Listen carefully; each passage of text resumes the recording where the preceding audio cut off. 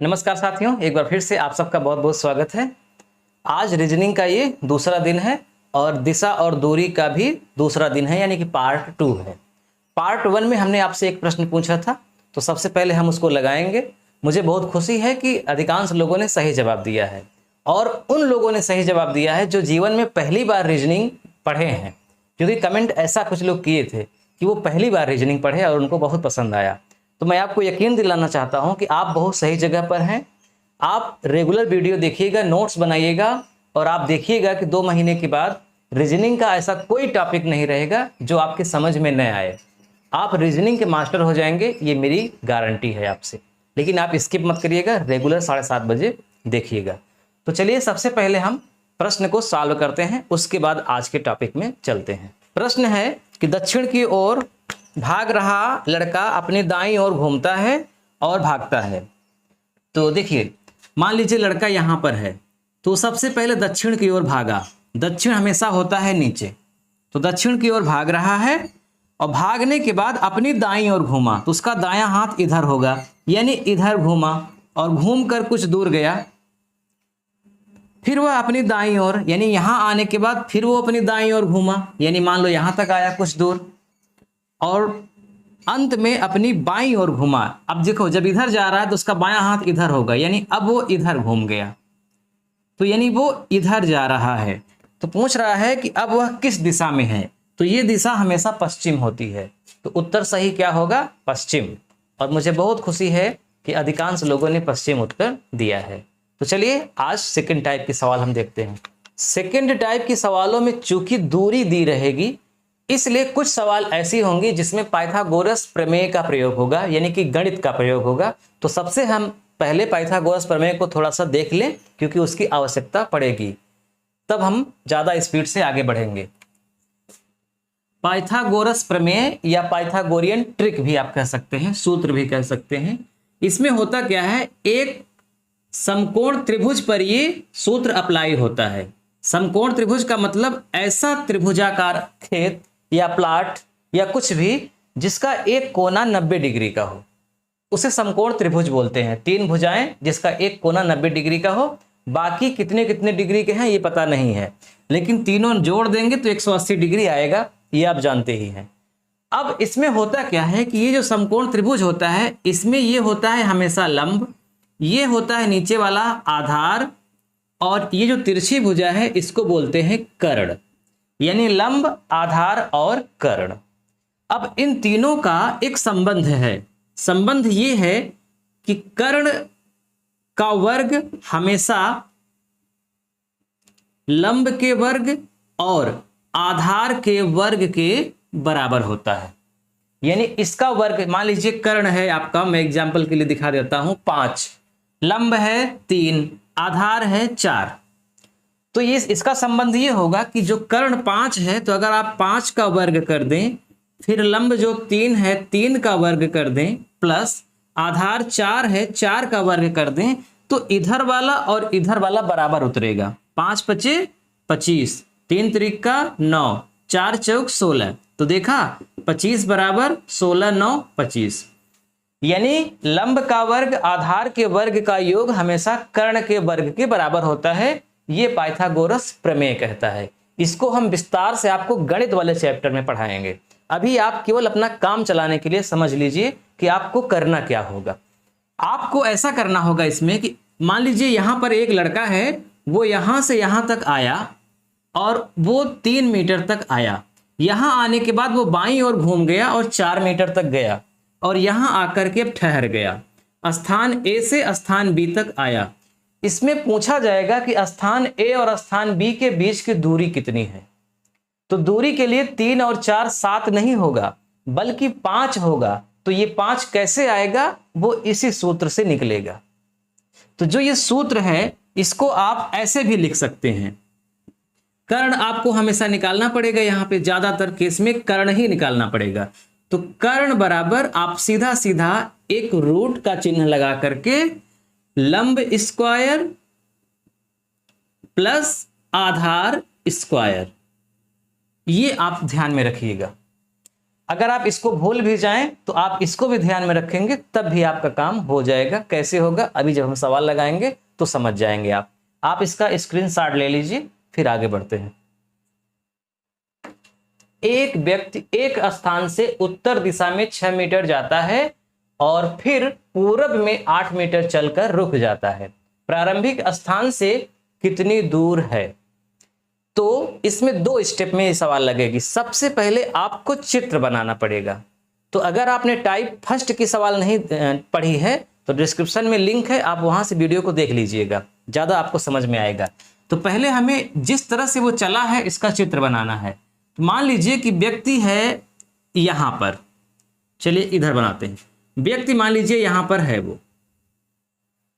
अब यहाँ से वो किस दिशा में जा रहा है? उत्तर दिशा में जा रहा है और 6 मीटर जा रहा है। तो इस स्थान से उत्तर किधर है? ऊपर। उत्तर ऊपर ही होगा। तो हम एक लाइन खींच देते हैं और लिख देते हैं 6 मीटर। चलिए मीटर है, मीटर मत लिखिए, 6 लिख दिया, यानी समझ में आ रहा है। यहां पर आकर के वो रुक गया। तो एक स्थान से उत्तर दिशा में 6 मीटर जाता है, 6 मीटर मान लीजिए आ गया। अब और फिर पूरब में 8 मीटर चलकर रुक जाता है, यानी 6 मीटर जाने के बाद वह पूर्व दिशा की ओर घूमा और 8 मीटर चला। तो बताओ यहां से पूरब किधर है? पूरब हमेशा दाहिनी ओर होता है। और कितनी दूर गया है? वो 8 मीटर गया है। तो आप 8 मीटर उसको पहुंचा दिए। ध्यान रखिएगा थोड़ा सा, जैसे ये 6 मीटर वाली लाइन है तो इससे ये वाली लाइन थोड़ी बड़ी रखिएगा ताकि समझ में आए कि अब जैसे मान लीजिए कि आपने यहाँ खींचा 6, फिर ऐसे आपने खींच दिया और लिख दिया 8, तो ये अशोभनीय है ना भाई, 8 6 से बड़ा होना चाहिए। तो इसका थोड़ा सा आप ख्याल रखा करिए। 6, अगर आप चाहें तो इसको और छोटा कर दीजिए, 6 मीटर 8 मीटर। अब पूछ रहा है कि प्रारंभिक स्थान से कितनी दूर है। प्रारंभिक स्थान है ये, पहुंचा है यहाँ पर, तो यहां से यहां की दूरी कितनी है ये आपको बताना है। तो अगर आप पाइथागोरस प्रमेय नहीं जानते तब आप ये जो विकल्प है इस विकल्प में आप 14 मीटर चुन लेंगे और आपका उत्तर गलत हो जाएगा। आप जोड़ देंगे, 6 मीटर इधर चला, 8 मीटर इधर, तो 6 और 8 14 मीटर। और विकल्प में 14 मीटर है, ऐसे ही हो जाती है जल्दबाजी में गलती, लेकिन ऐसा आपको नहीं करना है। 14 मीटर भी उत्तर कभी आएगा। कैसे आएगा? अभी हम थोड़ा यहाँ पे जब चेंज कर देंगे अंतिम में तो उसका उत्तर 14 हो जाएगा, लेकिन अभी 14 नहीं होगा, अभी होगा 10। कैसे 10 होगा ये आप देखिए यहाँ से यहाँ की दूरी जब पूछेगा ना तो सीधा आपको लाइन खींचनी है और ये जो लाइन की लंबाई है यही दूरी होती है। इसको विज्ञान की भाषा में डिस्प्लेसमेंट या विस्थापन बोलते हैं। तो एक स्थान से दूसरे स्थान के बीच की दूरी जो होती है उसको विस्थापन बोलते हैं। और यहाँ पर विस्थापन की बात हो रही है, तो ये विस्थापन क्या है? ये कर्ण है, क्योंकि जब यहाँ पे 90 डिग्री का कोण है, बिल्कुल सीधा गई है रेखा ना, यहाँ पे 90 डिग्री का अगर कोण है तो उस कोण के ठीक सामने वाली भुजा को कर्ण बोलते हैं।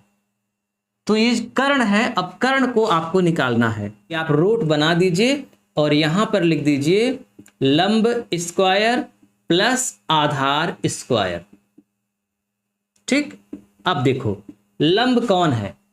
लंब है ये जो लंबी भुजा होती है ऊपर नीचे खड़ी, आप उसको लंब कह सकते हैं। अगर आप लंब और आधार भूल भी जाते हैं ना तब भी कोई दिक्कत नहीं है। लंब अगर आप इसको भी मान लेंगे, इसको आधार मान लेंगे, तब भी वही उत्तर आएगा। इसको लंब मानेंगे, इसको आधार मानेंगे, उत्तर तब भी वही आएगा।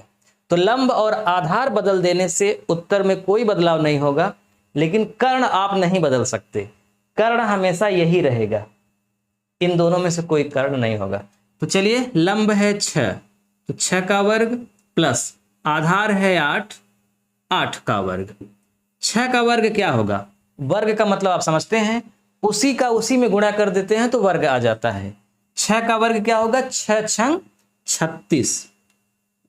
8 का वर्ग क्या होगा? 8 अठाई 64।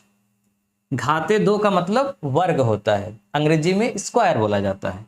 36 और 64 आप जोड़ दीजिए, कितना हो गया? 100। 100 के ऊपर रूट का चिन्ह बना है, रूट का मतलब वर्गमूल का चिन्ह बना है। अब 100 का आपको वर्गमूल निकालना है, तो 100 का वर्गमूल क्या होगा 10, तो आपका उत्तर क्या आ जाएगा 10 मीटर। वर्गमूल निकालना तो आपको पता ही होगा, नहीं पता है तो आपको गणित में हम सिखाएंगे। अभी आप ऐसे संक्षिप्त में समझ लीजिए कि वर्गमूल कैसे निकालेंगे। जैसे मान लीजिए कि वहां पे आ गया 81, यहां पे मान लीजिए 81 आ गया, तो ऐसी कौन सी संख्या है जिसका उसी में उसी का गुणा करें तो 81 आ जाए, तो वो है 9। तो इसका मतलब 81 का वर्गमूल होगा 9। यहां 81 रहेगा तो यहां पे 9 लिखेंगे। यहां पे 100 है तो 100 10 का 10 में गुणा करने पर 100 होता है, तो 100 का वर्गमूल क्या हो जाएगा 10। इसी प्रकार मान लीजिए 121 अगर आ गया, तो 121 का जो गुणनखंड होता है वो 11 गुणित 11 होता है, तो 121 का वर्गमूल 11।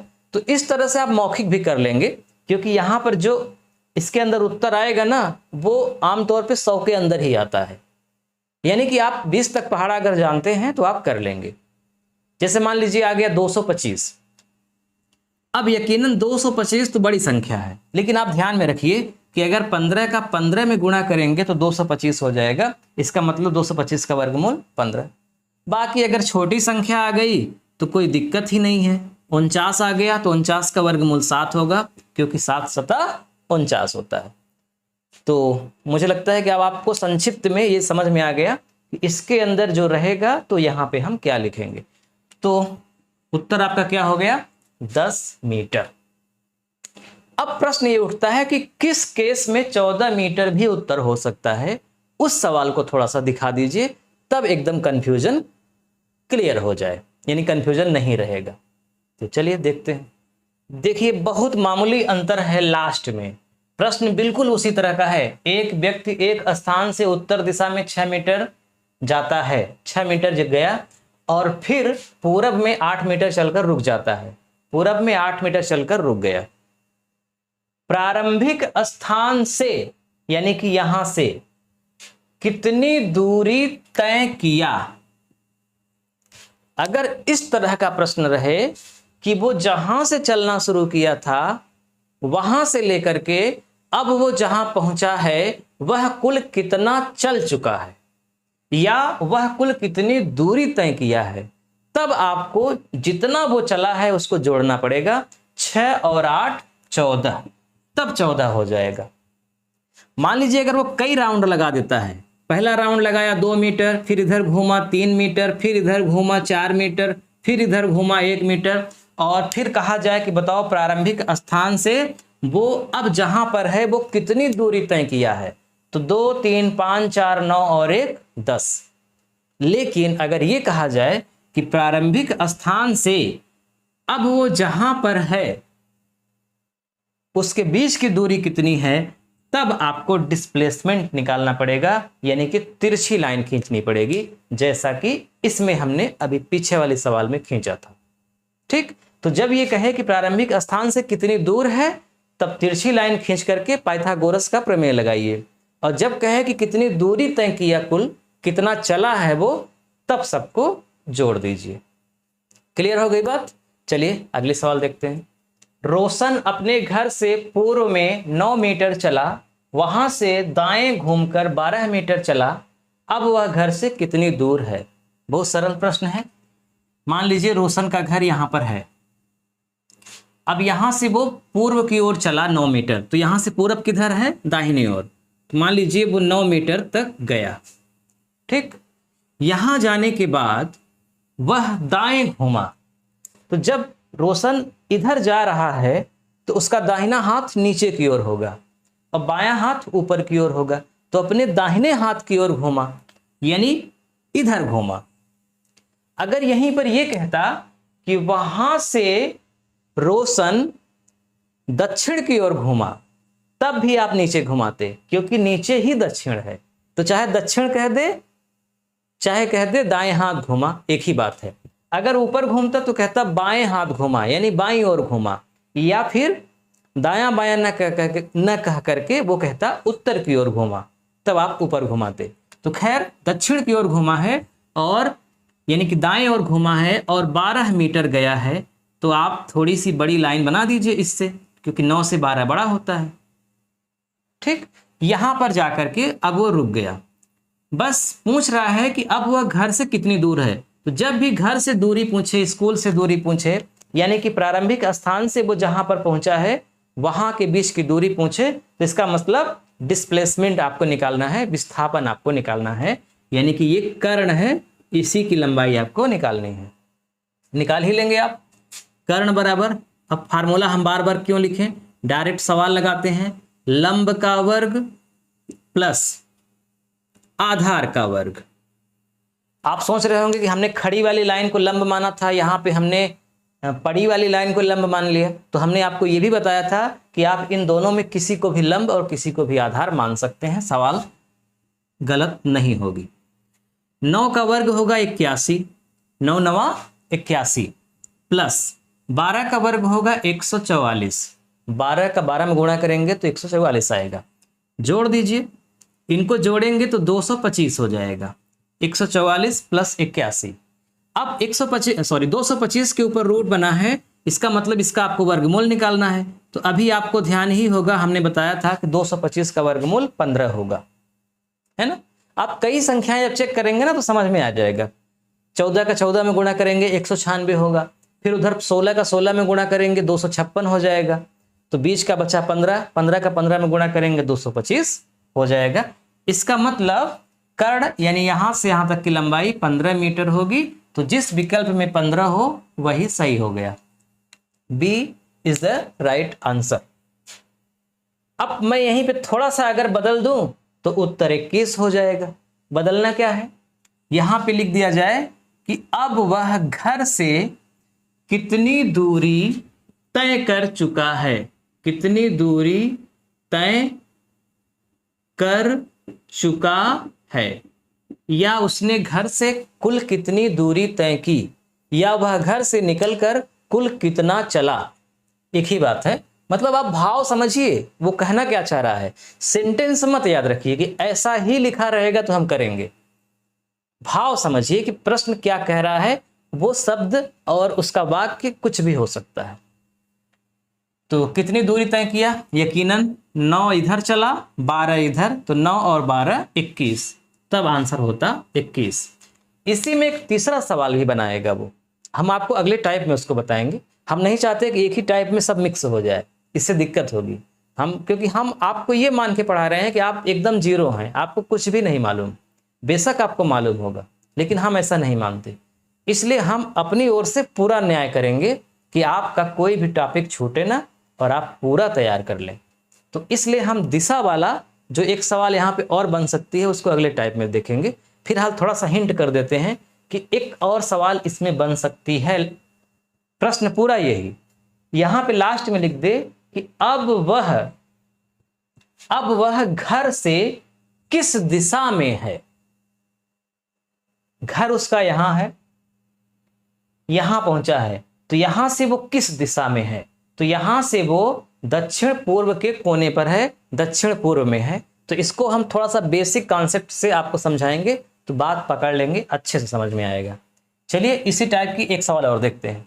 रोशन अपने स्कूल से निकलकर 5 मीटर पश्चिम गया, फिर दाएं घूमा और 3 मीटर चला, फिर पूर्व की ओर घूमा और 7 मीटर चला, अंत में दाएं घूमकर 3 मीटर चलकर स्थान यक्ष पर रुक गया। स्कूल एवं स्थान यक्ष की दूरी कितनी है, 2 मीटर, 3 मीटर, 18 मीटर, या इनमें से कोई नहीं। जैसे जैसे प्रश्न है उसी तरह से पहले हम चित्र बनाएंगे। मान लीजिए कि रोशन का घर यहां पर है, यह है रोशन का घर, या स्कूल की बात हो रही है तो रोशन का स्कूल है। यहां से वो निकला और 5 मीटर पश्चिम गया। तो यहां से पश्चिम किधर है, बाईं तरफ पश्चिम होता है। तो पश्चिम गया तो थोड़ा लंबी लाइन हम खींच देते हैं और लिखते हैं 5 मीटर। ठीक, यहां से यहां की दूरी 5 मीटर। यहां जाने के बाद लिखा है फिर दाएं घूमा और 3 मीटर चला, यानी यहां से अब वो दाएं घूमा। दाएं घूमने का मतलब ऊपर घूमा, यानी कि उत्तर की ओर घूमा, और घूम कर वो 3 मीटर चला। तो लिख देते हैं 3, और मान लीजिए यहां पर वो आके अभी रुका है। तो फिर दाएं घूमा और 3 मीटर चला, फिर यहाँ से फिर पूर्व की ओर घूमा और 7 मीटर चला। तो यहाँ से पूर्व किस दिशा में है? इस दिशा में है, और 7 मीटर चल रहा है। तो यकीनन आपको इस लाइन से इस लाइन को बड़ा बनाना है, क्योंकि 7 मीटर है ना, और ये 5 ही मीटर है। अब मान लीजिए लाइन आप ला करके यहीं पे रोक दिए और लिख दिए यहाँ पे 7 मीटर, तब सवाल आप नहीं लगा पाएंगे, गलत हो जाएगी, क्योंकि आप जान रहे हैं कि इस लंबाई को आपने लंबी किया है, ये छोटी ही नहीं हो सकती, इससे बड़ी होनी चाहिए। तो आप थोड़ा सा यानी इससे बड़ी यहाँ तक लाए और यहाँ लिख दिए 7 मीटर। 7 मीटर के बाद क्या होता है? अंत में दाएं घूमकर 3 मीटर चला, यानी यहां आने के बाद फिर वो दाएं घुमा। अब दायां यहां से किधर होगा? नीचे होगा। दाएं घुमा और 3 मीटर चला। अब समझिए ध्यान से, ये भी लंबाई 3 मीटर है, तो इसी के बराबर इसको खींचना है। ऐसा नहीं कि इसको यहां तक खींचे हैं तो ये 3 मीटर आप नीचे लेके चले जाइए, या इसके सामने से ऊपर ही रोक दीजिए, ऐसा नहीं, इसके बराबर होनी चाहिए। तो 3 मीटर यहां आप लिख देते हैं, और इसके ठीक सामने यहां पर आके रुक जाता है, और यही स्थान है x। अब पूछ रहा है कि स्कूल एवं स्थान x की दूरी कितनी है। तो स्कूल है यहां पर, यहां से x की दूरी पूछ रहा है। तो अगर आप पूरा जोड़ दिए 5, 3, 8, 7, 15, 3, 18, विकल्प में 18 है भी, तब गलत हो गया। यहां से सिर्फ यहां की दूरी पूछ रहा है, न कि वो पूछ रहा है कि स्कूल से कितनी दूरी तय करके वो x स्थान पे पहुंचा है, तब 18 होता। अब यहां से यहां तक की दूरी आपको निकालना है, तो इसमें पाइथागोरस प्रमेय नहीं लगेगा। पाइथागोरस प्रमेय हमेशा वहां लगता है जहां समकोण त्रिभुज होता है। यहां तो कोई त्रिभुज नहीं है। आपको अपने दिमाग से समझना है कि यहां से यहां तक 5 है, तो इसका मतलब कि इसके ठीक सामने जो लाइन जाएगी जहां, वहां तक 5 ही होगा ये। और जब यहां तक 5 ही होगा और ये पूरी लाइन 7 है, तो इसका मतलब ये यहां से यहां तक 2 होगा। ठीक, यहां से यहां तक 5, तो ये भी 5 होगी, और बचेगा कितना? 2। 2 क्यों बचेगा? क्योंकि पूरी लंबाई 7 है। तो यहां से यहां तक की जो दूरी है, वही यहां से स्कूल से x तक की दूरी हो जाएगी, क्योंकि समानांतर भुजाएं हैं। तो इसकी दूरी कितनी होगी? सिर्फ 2 मीटर। तो आपका विकल्प ए सही होगा, यानी स्थान x से स्कूल की दूरी सिर्फ 2 मीटर। अगर पूछा जाए कि स्कूल से स्थान x किस दिशा में है, तो वो फिर पूर्व दिशा में है। एक लास्ट सवाल आपको समझा देते हैं, उसके बाद आपको होमवर्क देते हैं। प्रश्न है, रोशन अपने स्कूल से निकलकर 4 मीटर पश्चिम गया, फिर दाएं घूमा और 2 मीटर चला, फिर पूर्व की ओर घूमा और 4 मीटर चला, अंत में दाएं घूमकर 2 मीटर चलकर रुक गया। अब वह स्कूल से कितनी दूरी पर है? चलिए लगाइए। यहां पर मान लीजिए स्कूल है और ये रोशन है। यहां से वो रोशन चलना शुरू करता है पश्चिम की ओर, यानी इधर आया और 4 मीटर चला। यहां आने के बाद वह दाएं घूमा और 2 मीटर चला, तो दायां ये होगा, इधर आकर के 2 मीटर जाने के बाद अभी रुका है। फिर वह पूर्व की ओर घूमा और 4 मीटर चला। तो बताओ यहां से पूर्व किधर है? इधर ही है, यानी 4 मीटर। तो ध्यान रहे ये भुजा 4 है, तो इसी के बराबर ही इसको भी खींचना है, क्योंकि ये भी 4 है। ठीक, यहां जाने के बाद अंत में वह दाएं घूमकर 2 मीटर चला। तो यहां जाने के बाद उसका दायां स्थान कौन होगा? नीचे, दायां हाथ नीचे होगा। तो नीचे घूमा और 2 मीटर चला, तो 2 यानी इसके बराबर ही चला, तो यानी उसी स्थान पे अब आके रुक गया है वो। तो रुक गया।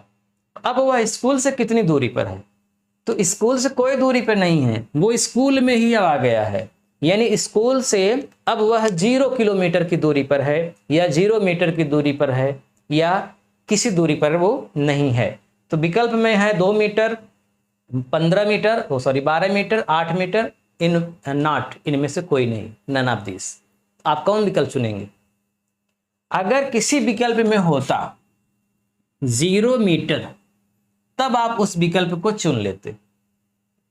ठीक, लेकिन विकल्प में 0 मीटर है नहीं, तब आप चुनेंगे नॉन ऑफ दीज, यानी इनमें से कोई नहीं।